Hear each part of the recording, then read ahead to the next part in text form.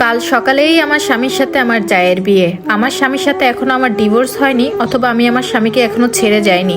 আমি আমার রুমেই বসে আছি। আমাদের বিয়ের এই 10টা বছর হতে যাচ্ছে, কিন্তু এখনো আমাদের কোনো সন্তান হয়নি। আমি এই 10টা বছর ধরে নিঃসন্তান, কিন্তু সমস্যাটা আমার না, সমস্যাটা হচ্ছে আমার স্বামীর। আমার স্বামীর অনেক চিকিৎসা করিয়েছি, অনেক ডাক্তার দেখিয়েছি, কিন্তু বিয়ের 2 বছর পর যখন জানতে পারলাম আমার স্বামী আমাকে কখনো মায়ের সুখ এনে দিতে পারবে না, তখন আমার স্বামী আমাকে জড়িয়ে ধরে অনেক কান্না করেছিল আর বলেছিল, তুমি আমাকে কখনো ছেড়ে যেও না, শুধুমাত্র সন্তানের সুখ দিতে পারবো না এই জন্য তুমি আমাকে ছেড়ে যাবে। শুধুমাত্র আমি যেন তাকে ছেড়ে না যাই এই জন্য সে আমার পায়ে পড়ে পর্যন্ত কান্না করেছিল। তার কান্না জড়ানো মায়া মুখটা দেখে আমি আর কোথাও যাইনি। আমি আমার স্বামীকে ওয়াদা দিয়েছিলাম, যত যাই হোক তোমাকে ছেড়ে কোথাও যাব না। এইভাবেই আমাদের সংসারটা কাটতেছিল। আমার শাশুড়ি মা আমাকে অনেক পছন্দ করত, কিন্তু হঠাৎ করে আমার বড় জায়ের স্বামী মারা যায়। আমার ভাসুর যখন মারা যায় তখন তার 2টা ছেলে মেয়ে ছিল।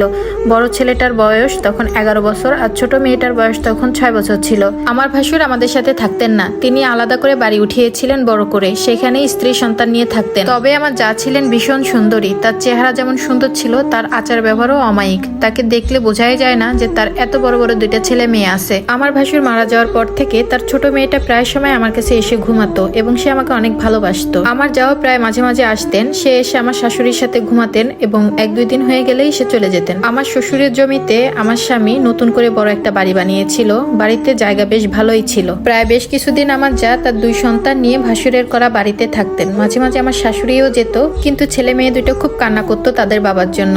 আমার স্বামীকে মানে তার চাচাকে তারা অনেক ভালোবাসতো। তাদের কান্না সহ্য করতে না পেরে আমার স্বামী তাদের 2টা ছেলে মেয়েকেই নিয়ে আসে। প্রথমে মেয়েটা নিয়ে আমরা 3 জনই ঘুমাতাম, কিন্তু ছেলেটা আসার পর আমার খাটটা অনেক ছোট ছিল, এই জন্য 2টা ছেলে মেয়ের সাথে আমার স্বামী উপরেই ঘুমাতো আর আমি নিচে আলাদা মাদুর পেতে ঘুমাতাম। আমার ভাসুর বেঁচে থাকতে তারা আমার স্বামীকে ছোট আব্বু বলে ডাকতো, কিন্তু ইদানিং 2টা ছেলে মেয়ে দেখতেছি আমার স্বামীকে তারা আব্বু বলেই ডাকে। ভাসুরের ছেলে মেয়ে আমার খাটে ঘুমানোর জন্য জায়গা থাকতো না, যে কারণে আমি নিচে ঘুমাতাম। প্রায় সময় নিচে ঘুমাতে একটু অসুবিধা হতো, এই জন্য আমি অন্য রুমে ঘুমাতাম। এভাবেই আমার স্বামীর ভিতরে একটু দ্রুত সৃষ্টি হয় আমাদের। ঠিক এভাবেই 1টা বছর পার হলো। 1টা বছর পর খেয়াল করলাম আমার শাশুড়ি এখন তেমন আমাকে ভালোবাসে না। সব সময় আমার বড় জায়ের প্রশংসা করে, সাথে আমার স্বামীও শুধু ভাবি ভাবি করে।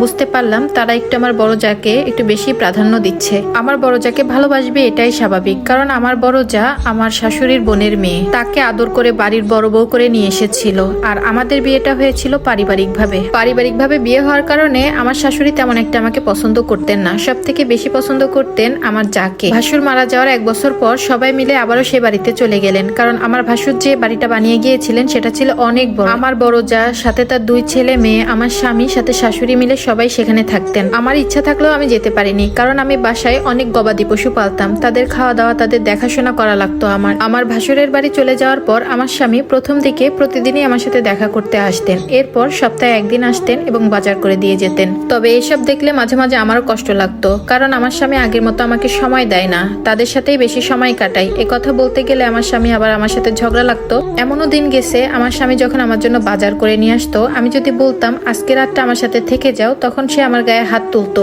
এজন্য আমি তাকে আর জোরও করিনি, খালি খালি ঝামেলা বাড়বে। আর এখন তো মাস পার হয়ে গেলেও সে আমার সাথে দেখা করতে আসে না। হঠাৎ একদিন কিছু না বলেই আমার স্বামী আর শাশুড়ি বাসায় আসলো। শাশুড়ি আমাকে ডেকে নিয়ে বলল, দেখো বৌমা, তোমাদের তো আর কখনো সন্তান হবে না, আমি ভেবেছি আমার ছোট ছেলের সাথে আমার বড় বউয়ের বিয়ে দিব। আমার বড় বউটার তাহলে সারা জীবন একাও থাকতে হবে না, আর সাথে 2টা বাচ্চাও পাবে। আমার বিয়ের সময় আমার কাবিন ছিল 1 লাখ টাকা। আমার শাশুড়ি বলল, তোমাকে আমি 3 লাখ টাকা দিব, যদি সমস্যা হয় তুমি এই টাকাগুলো নিতে পারো, আর যদি তুমি তাদের সাথে মানিয়ে গুছিয়ে চলতে পারো তাহলে তুমি থেকে যেতে পারো। আমি এই ব্যাপারগুলো আগে থেকেই আন্দাজ করেছিলাম। আমি আমার স্বামীর মুখের দিকে একটা বারের জন্য তাকালাম, কি মায়া ভরা মুখ নিয়ে আমাকে বলেছিল যে আমি যেন তাকে ছেড়ে না যাই, অথচ সে আজকে আমাকে ছেড়ে যাওয়ার জন্য বলতেছে। আমার স্বামীর উপর এক রাশ অভিমান জমে গেছে আমার।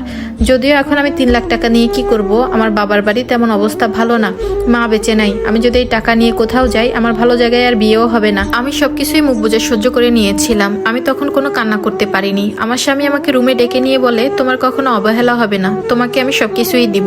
তার এইসব কথা আমি হেসে উড়িয়ে দিলাম। কার সাথে আমি কথা বলবো যে আমার সাথে বেইমানি করেছে? নামাজের পাটিতে আমি 2 হাত তুলে আল্লাহর কাছে কান্না করেছি, এই ছিল আমার কপালে, এই দিনও আমার দেখতে হলো। আমার স্বামী এখন আমার কাছে আসে না বললেই চলে, শাশুড়িও এখন আমার সাথে কথা বলে না। শ্বশুর বাড়ির লোকজন আমাকে দেখলে কেমন কেমন করে, সব সময় বলে যে আমি কেন তার ছেলেকে ডিভোর্স দিয়ে চলে যাই না। আফসোস লাগে, একসময় এই শাশুড়িকে কত পরম যত্ন করে রান্না করে আমি খাইয়েছি।